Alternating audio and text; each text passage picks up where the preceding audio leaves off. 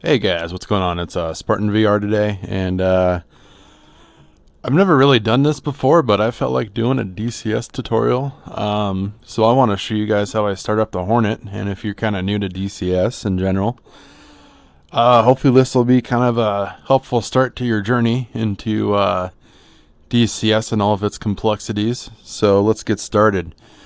So on the Hornet, the first thing we're going to want to do is turn on the battery.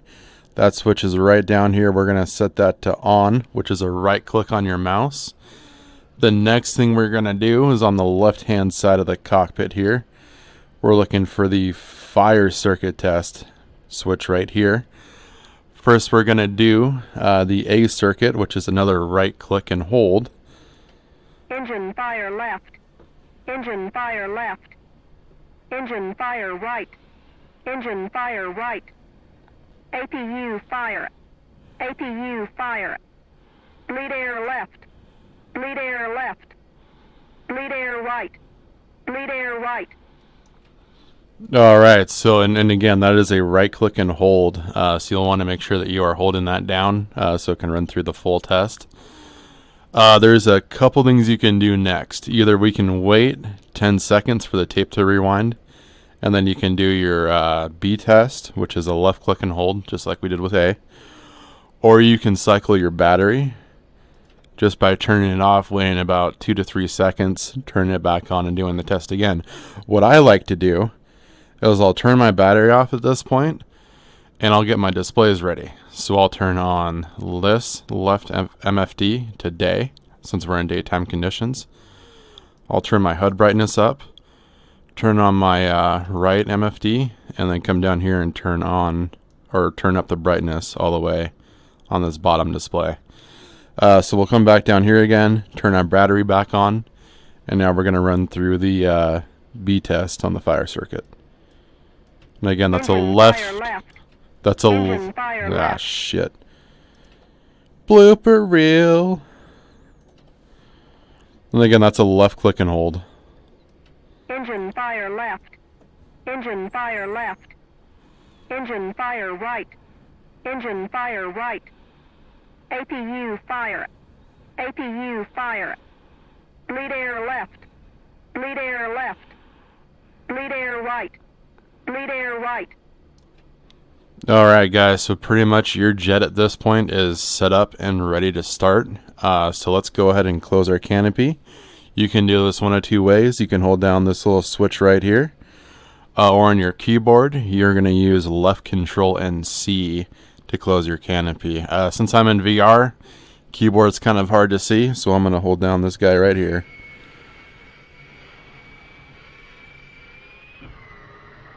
Alright, things are about to get noisy. Alright, so to get this baby started, we're going to come down here on the left hand side. We're looking for the APU switch. APU stands for Auxiliary Power Unit. It is a internal engine inside of the jet. What that does is gets our electrical systems up and running, and it will help us more or less start our left and right engines. So let's go ahead and get that going. When we start this up, we're waiting for this guy to turn green.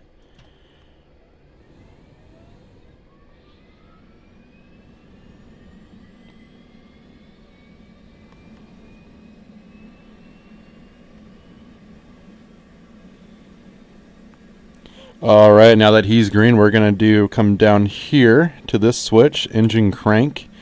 We are going to start with our right engine, so that is a right click. We're going to come down here, this is called our IFE, right here.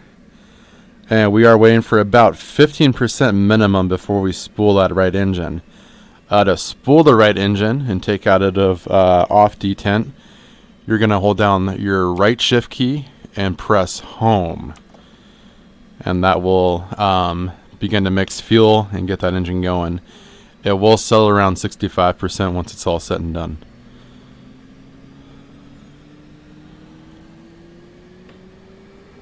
Alright, now our displays will come up here in a second, since we set those up already. Roll left. Roll left. Flight controls. Flight controls. Okay, so since we did that fire test at the beginning, we need to come down here to our bleed air knob. We're going to rotate that 360 degrees norm to norm. Alright, now that that's done, next thing you're going to want to do is get your radar turned on to operate. Now, since we have weight on wheels, it will not actually operate, so don't worry about microwaving the ground crew. Next thing, since we're on the ground and not on a carrier, we will want to start our INS alignment, which is our GPS. That's where it's more or less, you know, how we navigate. So we'll turn that to ground. Now there's another thing here about the alignment. If we just go with the ground alignment like this will take about 8 minutes to fully align. If we want to be quick, if we need to scramble and get up quick, we can go with a stored heading alignment, which shaves that time off by significantly. Only takes maybe about, I want to say 2 minutes or so, just guessing. Alright, so now that that's going, we're going to come down here on our left display. We're going to go to our support page by clicking the bottom center button. We're going to open up our FCS page, and this is pretty much showing us all the cautions that we have going on right now. We have a master caution alarm. To restack our cautions, we hit that once and then hit it again. And more or less what I'm looking for here is making sure that there are no cautions with R next to them, which would be for the right engine, which we just started. Everything right now is on our left engine, which needs to be started up. These X's right here, we don't need to worry about those. We're going to clear those out as we continue starting the jet. So we'll come down here, and what we're going to do is turn on our oxygen, because we obviously need that. That might be important. We do want to breathe.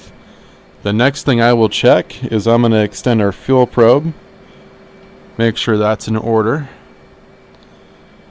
Alright, he's coming out, and let's go ahead and put that away. So we know that's good. We can refuel in air if we need to. Alright. Next thing I'm going to do are flaps. We are going to set those for auto right now while we start up the jet. Alright, so we can see here that and these zeros, what those indicate, those are our control surfaces. So those are all zeroed out right now since we put our flaps up. So that's what we want. That's looking good. Alright, let's come to our right screen here. We are going to click this button up top. And this is our FCS bit page. So we're going to run a bit test. What this is going to do is it's going to move all those flight control surfaces in their full ranges of motion. Make sure everything's good. To do this, we're going to hold down our Y key on our keyboard. What that does, this switch right here toggles it. We got to hold that down, and we got to press this button right here, top left. That's in test. You'll notice now that everything's going through their full ranges of motion, and I'll go outside the jet to show you.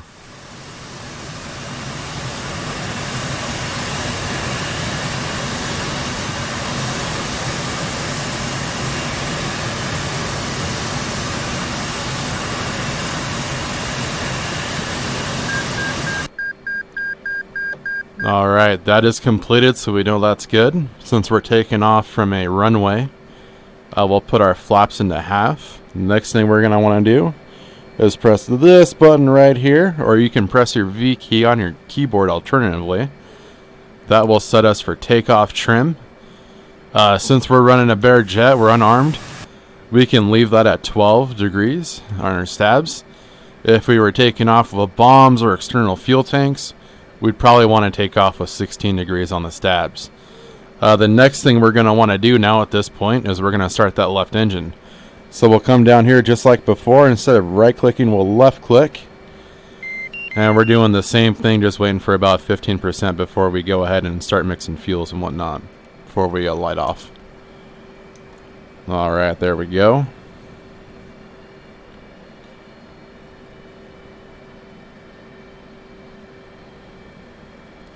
Also, I'll let that engine get started. I'm going to talk to you guys here about something else in a moment.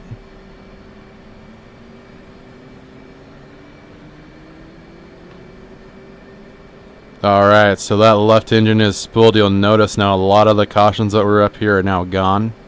So we'll restack. Next thing, we're going to want to get rid of these X's. So what we're going to do that is you're going to come down here on the left hand side. You're looking for this big reset button.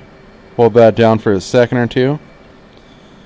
And we're cleared on cautions. Also, too, while we were doing that, our INS is aligned. So let's go ahead and pull that up. It's kind of hard to see down here on this bottom display, so we're going to pull it up here. Just come to the HSI page. Oh, let me show you how I did that really quick. So we were on, let's see. Nope. We were here on our bit page. What I did to get there, so we're going to hit the menu button.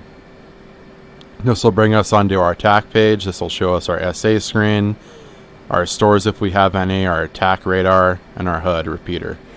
We'll hit this again, come onto our support page, pull up the HSI, and that's exactly what is down here.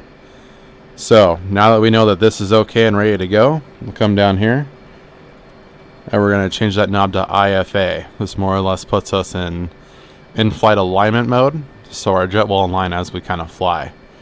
Next thing we'll do is let's uncage our standby HSI, or fuck, whatever this is called. Make sure it doesn't have a red flag on it. Just scroll back on your mouse with this knob here. Alright, so where do we go from here? Next thing I like to do is I will turn on my RWR. Come back up here. I'm going to hit the menu button again. I'm going to come into the EW page on the TAC page, and I'm going to put that on my HUD. What this will do, there's no air contacts out there right now, but say there was an AWACS or a friendly fight of A-10s or something out there, and they were enraged in my RWR, they would more or less pop up on this around my jet. This is obviously represented by that guy. That's me, and they'll pop up around me, obviously. And then on my HUD, since I boxed the little HUD button there, they'll show up on my HUD as well, so I don't have to look down at this constantly, and so on and so forth. You can also reference this down here. That's also your RWR too. Then I'll come back down here. I'm going to turn on the dispenser switch. What that does is once we get airborne, that'll let me use chaff and flare, and so on and so forth. So that's ready to go. We'll come back to our HSI page. On the bottom screen down here, I will pull up my SA page, which looks very similar, but let me explain the two. HSI is going to be for your navigation. You'll notice that there's a waypoint button right here and an up and down arrow with a 0. Say I have 10 waypoints, I can navigate up and down here on those. And then I can even turn that into auto, so as I reach a waypoint, it'll advance to the next one.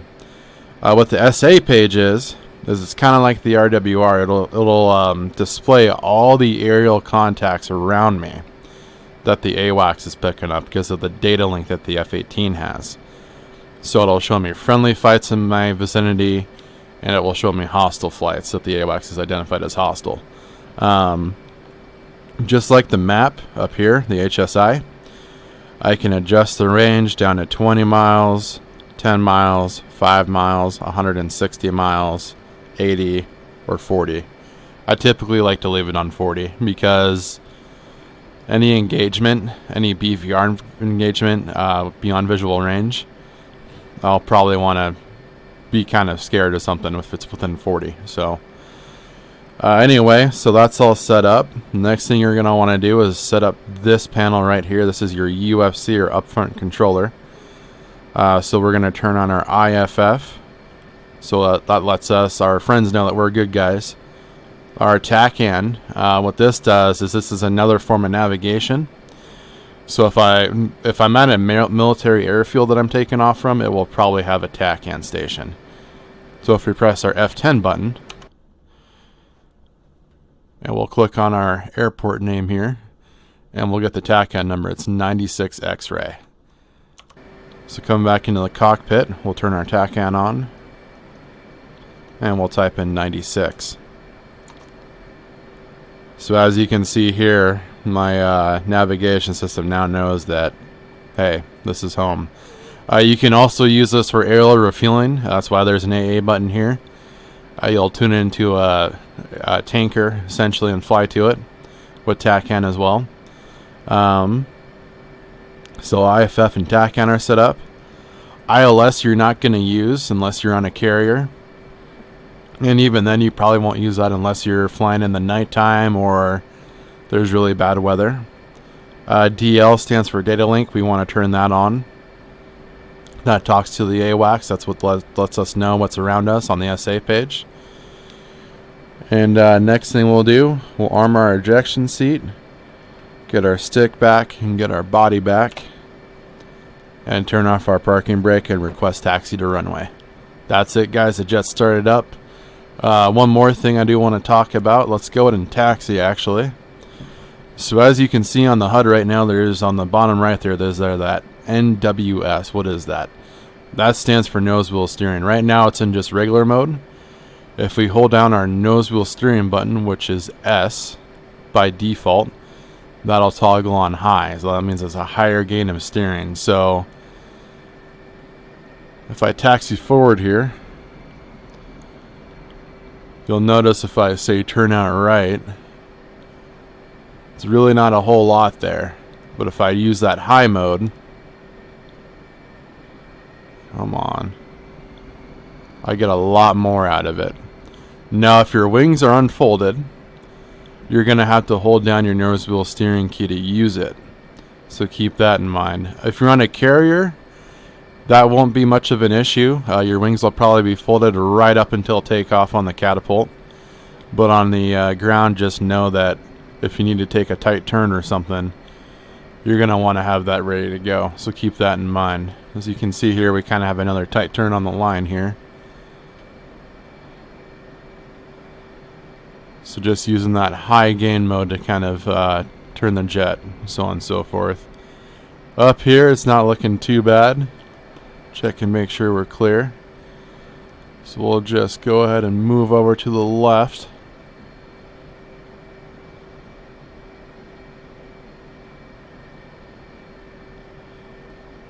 And everything turns out pretty good. And normally I would have contacted Tower to request startup and also request taxi to runway, but for the sake of the video, I didn't really feel like doing that today. I can go suck a fat one, but you know. But yeah, now we're just going to taxi to the runway here, and I'll show you guys how to take off. We'll go from there.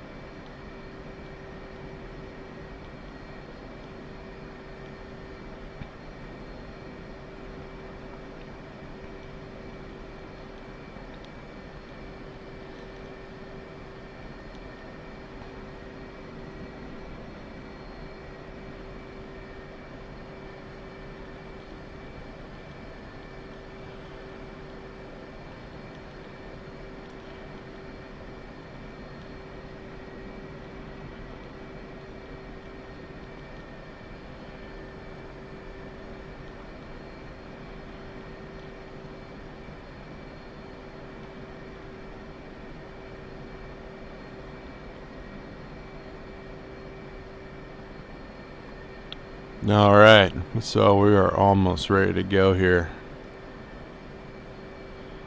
Go ahead and slow our roll down here a little bit. By default, your wheel brakes are going to be W on your keyboard. If you're using a hands-on throttle and stick, I would highly recommend mapping that to a key or a button on your joystick or throttle, whatever you prefer. You are going to use that for turning corners and also stopping your jet after you land. So make sure you get that binded. Again, that's going to be your W key by default, I believe. And depending on what stick you're using, I know some sticks have their wheel brake as an axis. So keep that in mind as well. You want to go into your axis settings if your joystick supports that. Alright, so normally we'd stop here. Then we'd contact the tower, ask for takeoff. They would say, yeah, you can go ahead and boogie. So we'd taxi onto the runway and get ready to go. So let's do that. Let's pretend we just talked to the tower. And if you're on a multiplayer server, this will be a good moment here to open up that F10 map and make sure nobody's coming in who isn't on radio. Alright. Let's just get lined up with center. Alright, what I like to do, this will be very subjective. I like to stop before I take off, and I like to throttle up to about 90% down there on the IFE. What that does is it lets me know if any cautions pop up that I need to take care of before I take off. For example, if your ejection seat's not armed, that'll come up as a caution. So you'll want to take care of that before you roll. But that's it. We're up and we're flying. So that's it, guys. That's how to start a Hornet. That's how to taxi and how to get in the air. If you're new to DCS, I hope this helps.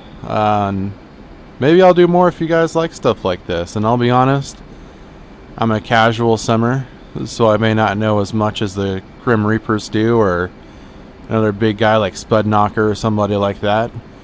I don't have any real world flight experience, so I don't know a whole lot about the physics behind anything, but I hope this helps some of you, and maybe it simplified a couple things, but I hope it helped. You guys have a good one. This has been Spartan. I'll see you guys later.